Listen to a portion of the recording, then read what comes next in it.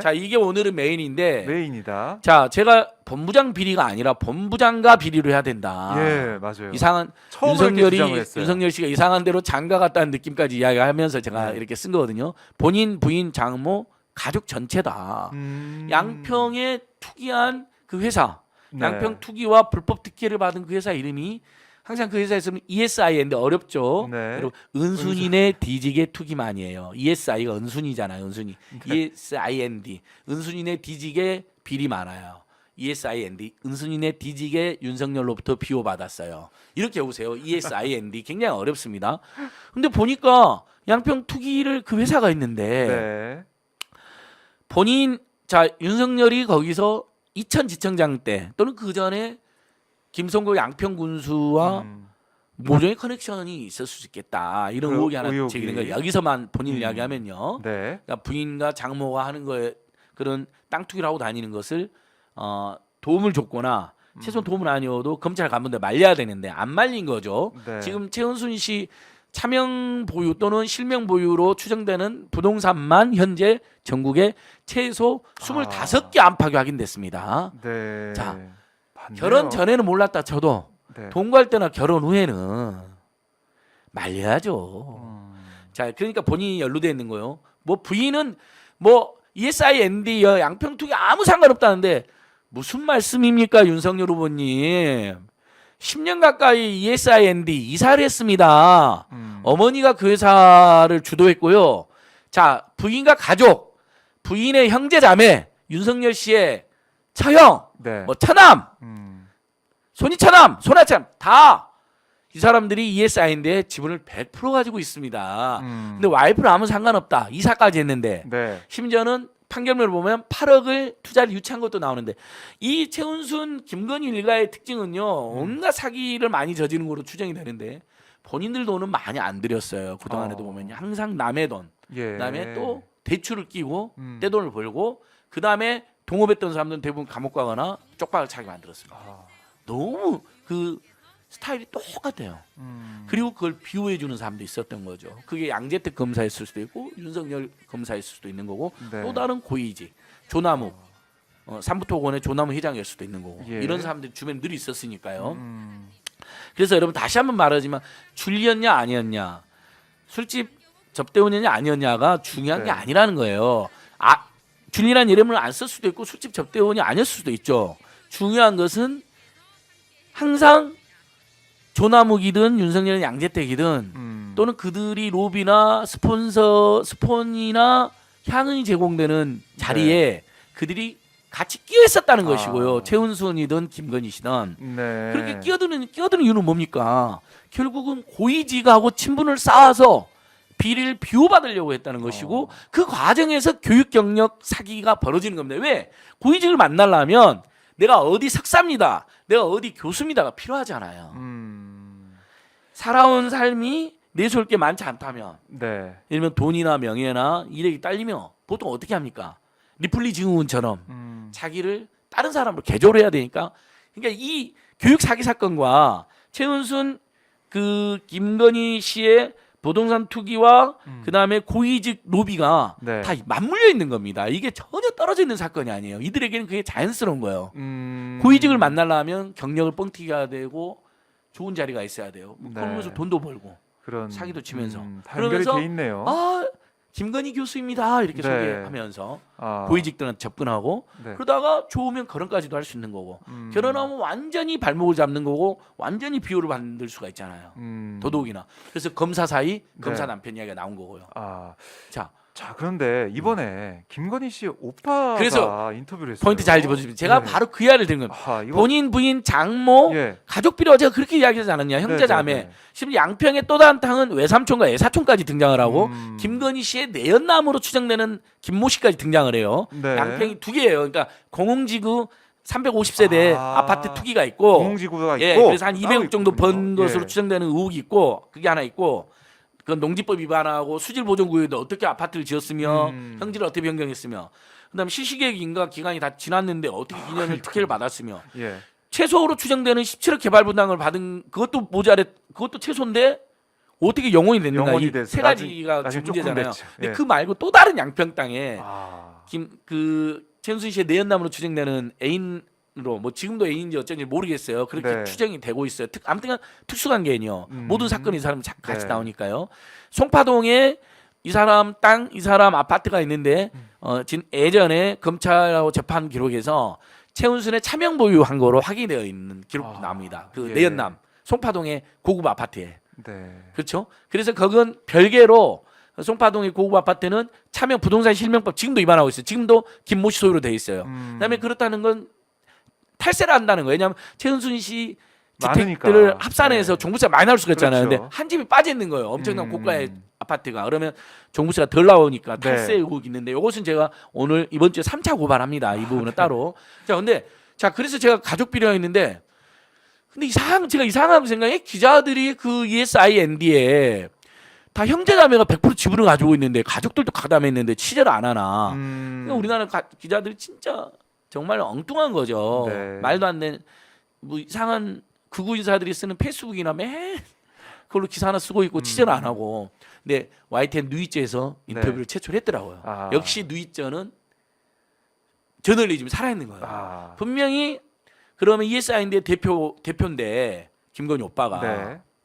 그다음에 최근에 강득구 의원이 제기한 이 ESIND가 주소지가 온 요양병원이라는 데 있는 거예요.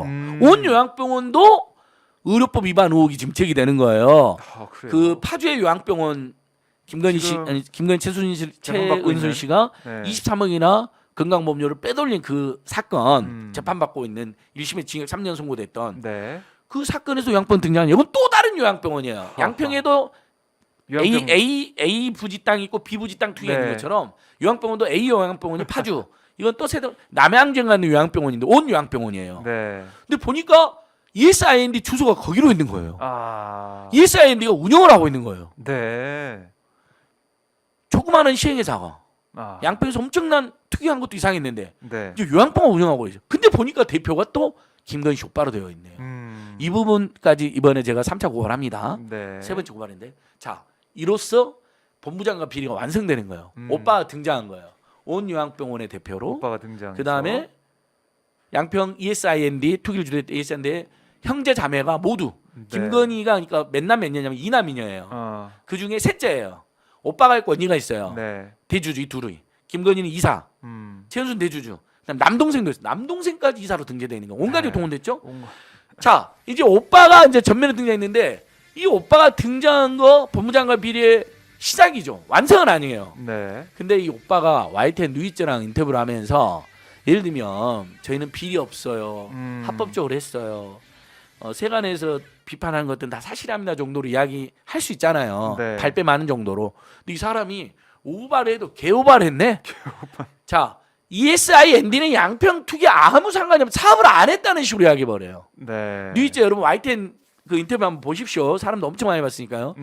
그다음에 김건희는 술을 한 잔도 못 먹는다. 완전 음해다는 이야기래요. 지 당기 동생은 맥주 한 보면서 우리가 잠깐만 윤석열이 술꾼이라 그렇지 김건희 보고 술꾼이라고 한 적이 없어요. 네.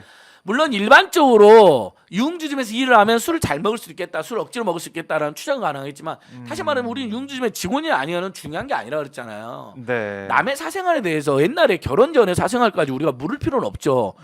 그 사생활을 하면서 저지른 비리가 중요한 거잖아요. 네. 권력층이 의도적으로 접근하는 게 중요해요. 이런 면에서 그 유명한 여성학자인 정희진 님이 굉장히 잘 정리했어요. 네. 일부 여성주자들이 김건희를 비판하는 게 무슨 여성이니까 당한다. 신재 씨가 황당하게 그런 말을 했죠. 이수정도 그랬고요. 네. 말이 정희진 씨가 바로 직격을 해봅니다. 말도 안 되는 주장이라고.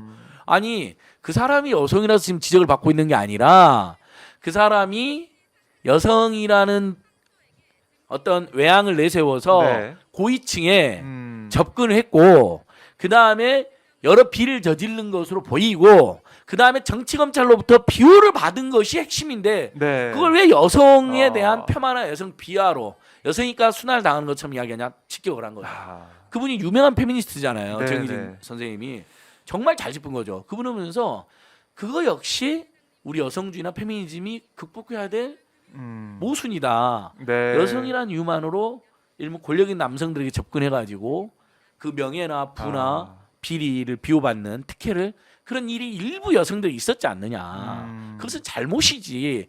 그게 그것은 보호받거나 네. 저기 여성주의가 옹호해야 될 게 아니라는 거죠. 하하. 잘 짚은 거예요. 우리가 지금 그러니까 이제 정희진 선생님의 거기다는 안 썼지만 제가 그래서 다시 한번 이야기 드리는 거예요. 줄리냐 아니냐, 여종원이 아니었냐는 사생활의 영역이기 때문에 따지면 안 되는 거예요. 물론 그것을 중요하게 생각하는 분도 있는 거 알아요. 네. 그런 직업이 뭐였느냐, 영부인 자격을 그렇게 따지는 분들이 있는 건 맞는데, 근데 그게 본질적인 건 아니라는 거죠. 그리고 저는 바람직한 건 과거에 뭐 공공의 역할을 하기 전에 있었던 네. 또는 남편이 검사하기 전에 있었던 음. 일까지를 캐묻지는 않아야 된다. 그 이재명 후보 입장이기도 하잖아요. 네. 근데 문제는 고위직에 접근하는 그 과정, 어. 향응과 로비와 스폰이 있던 그 과정에 가담한 네. 것부터가 문제인 거고, 그 의도가 비율을 받기 위함이고, 네. 신분 상승을 그냥 신분 상승이 아니라 리플리처럼 해서 일종의 부와 명예와 특혜를 노리는 과정이기 때문에 우리가 문제인데, 이 오빠가 근데 다시 한번 헛소리 해버린 거예요. 우리가 술 잘 먹는 한 적 없어요. 맥주 한 잔 먹은 걸 못 봤다는 거예요. 네. 저는 그것도 믿기지는 않아요. 뭐 술도 잘 드실 것 같은데 느낌에 남편이 술꾼이고 그러면 보통 그러면 같이 먹기도 하니까요. 네. 근데 어째 믿는다 해도 전혀 엉뚱한 이야기란 거죠. ESIND가 양평 투기에 아무 관련 없다. 여러분 근데 자 강득구원실이나 시사인의 보도 조금만 찾아보시면요. 2014년 시시개혁인가 났을 때까지 모든 사업을 2007년부터 2006년 땅을 사들였고요. 최은순과 ESIND가 네. 2011년도에 사업 인가를 다 ESIND가 다 받습니다. 마지막까지 사업을 하다가 막판에 뭔가가 잘 안 돼요. 시공사 선정이 잘 안 됐다는 거예요. 네. 예, 워낙 이름 없는 회사니까. 그렇죠. 그럴 수도 그래서 GS건설 이런 데가 마다하니까 그때 대한토지신탁이라는 있죠. 네. 굉장히 저명하고 공공성이 있는 데 일부 신탁을 합니다. 네. 뒤늦게. 근데 그러면서 토지 신탁이 다 했다는 거예요, 사업을. 그러니까 우리가 한 게 아니다. 우리가 한 게 이렇게 얘기를 아니라는 했습니다. 거예요. 김건희 예, 씨가. 정확히 우리는 전혀 하지 않았다. 네. 토지 신탁에 다 맡겼다. 네. 100% 거짓말입니다, 여러분. 아하. 2006년부터 땅을 사들이기 시작해서 체크. 예. 네. 그다음에 2007년도에 양평 군수로 김성교가 당선이 됐고요. 보궐선거로. 2010년, 2014년에 김성교는 계속 수사를 받았고요. 기소가 됐고요. 여러 가지로. 네. 검경에. 그러면 얼마나 그 양평에서 350대나 아파트 사업을 하는데 김건희하고 최은순이 검사 사이가 있고 검사 남편이라고 2012년도에 둘이 결혼했고 11년부터 뭐 사귀는 관계로 추정이 되는데 네. 양평에 소문이 났겠습니까? 안 났겠습니까? 지금 저기 LH가 사보려고 하거나 또는 양평군이 공공사업을 해야 되는 부지에 최은순 김건희라는 사람들이 형제자매까지 동원해 다 땅을 사들였는데 사업을 제안해 왔다 군청에. 그 2011년 전후거든요. 네. 2011년 12년 소문 났을까 안 날까? 김성교 입장에서 맨 검찰하고 경찰한테 수사받고 있는데 알고 소문이 나 있었겠죠. 있겠죠. 예. 그러니까 일사천리를 해줬을 가능성이 매우 높은 겁니다. 온갖 특혜를 줬을 가능성이 매우 높은 겁니다. 그리고 의혹이 있는데도 예. 불구하고 우리는 상관없다. 예. 우리는 모르는 그래서 일이다. 자 저희들이 법무장관 필요했던 그 김건희 오빠가 원래는 안 나타났는데 네. 온양병원의 대표로 ESIND의 대주주로 전 대표로 뭐 등장하고 김건희 언니도 대표로 한 적이 있고 등장하고 드디어 언론에 나와가지고 여러 가지 이야기했는데 너무 말이 안 되는 자 아무 상관없다 일. 네. 두 번째 김건희는 술 한 잔 못 마신다. 그거 누가 물어보지도 않았는데 갑자기 그거. 네. 세 번째 일반인이라는 사람이 예. 윤석열이랑 똑같은 언어를 써요. 이거 다 윤석열 일가를 무너뜨리기 위해서 정치 공작이다. 100% 거짓말이야.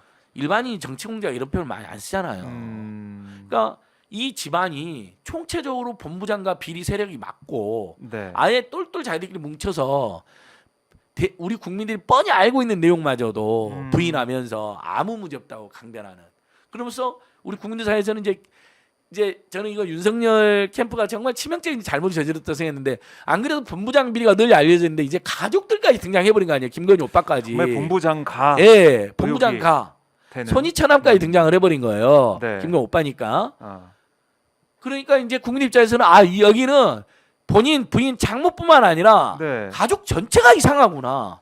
가족 전체가 내로남불이고 가족 전체가 네. 위선적이구나. 이렇게까지 이제 확인이 돼버린 거죠. 네. 이 부분은 여러분 저희가 법무장관 비리를 제기했던 저희들로서 양평 투기를 1, 2차 고발했잖아요, 저희가. 네. 그래서 지난주에 경기 남부청에 대대적인 압수수색이 있었고요. 저희는 그 김건희 저기 윤석열, 최은순, 김건희 세력 양평에 또 다른 차명 토지를 가지고 있는 의혹 네. 1. 그다음에 송파동에 또 다른 차명 아파트를 가지고 고급 아파트를 가지고 있는 의혹 탈세까지 했다는 의혹 두 가지. 그다음에 온 요양병원도 요양병원이나 요양원은 자격 있는 사람만 운영할 수 있어요. 의료인이나 네. 사회복지사나 이렇게. 근데 전혀 최은수 씨네 가족이 그런 자격이 있는 것으로 저희는 아직까지 파악이 안 됐거든요. 그래서 그걸 수사해 달라. 역시 거기서도 이렇게. 40억이나 되는 건강보험료를 수령을 했어요. 네. 불법 수령이죠. 이 부분을 저희는 3차 고발할 예정입니다. 이번 네. 주에. 뭐 끈질기게 갑니다. 끈질기게 정말 끝까지 될 올해도 때까지 이길 때까지. 2022년에도 정말 쉴 새 없이 뛰어다니고 그다음에 또 이제 사실 제가 기억나는 게 작년에 올해는 고소고발하지 않겠습니다 이렇게 하면서 이렇게 얘기했던 게 기억이 나는데 제가 작년에 나경원 씨하고 1년 7개월간 민사소송 뭐 승소하긴 네. 했지만요. 그다음에 국민의힘 이주환 의원한테 형사고소 당하고 또 민사소송 2억 그때 좀 당하면서 힘들어했었죠. 그리고 제가 원래 안진걸 저는 의장이. 절대 아직까지는 사적인 고소고발이나 송사에 휘말려 본 적 단 한 번도 없어요. 네, 지금 말씀 드린 중에 이재명 후보가 지금 백브리핑을 진행한다고 하니까요. 그 현장 좀 보고 돌아오도록 좋습니다. 하겠습니다. 이재명 후보님, 저도 네. 함께 보겠습니다. 함께 오시죠. 외면할 게 아니라 적극적으로 활용하고 오히려 우리가 하나의 산업으로 받아들여서 기회로 만드는 게 중요하다고 생각됩니다. 다음 질문 받겠습니다. 네, 기자님. 국회에서 논의하고 있는데 이번에 전국민 재난지원금도 필요하다고 보시는 국가 재정을 통해서 이제 방역에 협조하느라고 피해를 입은 특정인들 또 특정 그룹뿐만이 아니라 또 방역 행정 때문에 모든 국민들이 어려워하시기 때문에 모두의 그 손실과 어려움에 대해서 지원 또는 보상하는 게 필요하다고 생각합니다. 다만 추경 규모에 따라서 이제 급한데 우선 지원이라고 하는 게 대원칙이기 때문에 그건 규모에 따라서 또 정부와 협조 여부에 따라서 또 야권과의 조정에 따라서 결정될 문제라고 생각됩니다. 마지막 질문 받겠습니다. 질문 없으신가요? 자, 새해 복 많이 받으십시오. 고맙습니다. 저 MBC 네. 국민님. 네. 그럼 김종민 위원장께서 선대위 정면 개편을 선언하셨는데 그 소식은 어떻게 알고 계신가요? 자, 처음 듣는 얘기여서 또 남의 집 얘기인데 뭐 제가 굳이 말씀드리는 게 적절치 않을 것 같습니다. 네. 역시 어제 윤석열 후보도 공약을 좀 쏟아냈는데 네. 그 공약에 대한 평가함을 저는 어제 이제 윤 후보께서 발표하신 공약 내용을 저도 관심 있게 봤습니다만 뭐 훌륭한 정책이라고 생각됩니다.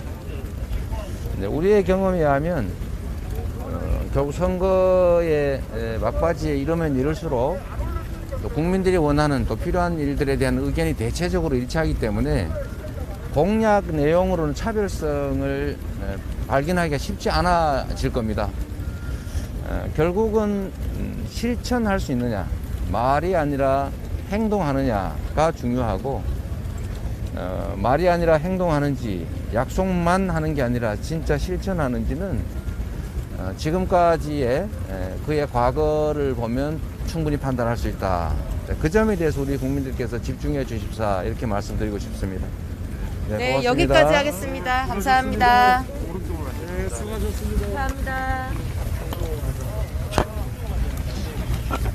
오 기자님 죄송해요. 순간적으로 헷갈렸어요.